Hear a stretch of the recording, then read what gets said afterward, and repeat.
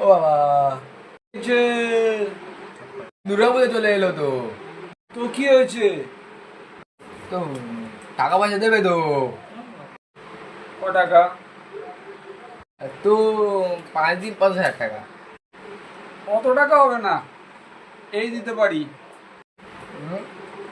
দুয়ে তোমার কিচ্ছু হয় না। নিতে হয়তো নে, নাহলে ফাটা জামা প্যান্ট পরে ঘোর। আচ্ছা তাই দাও। ধর আরে।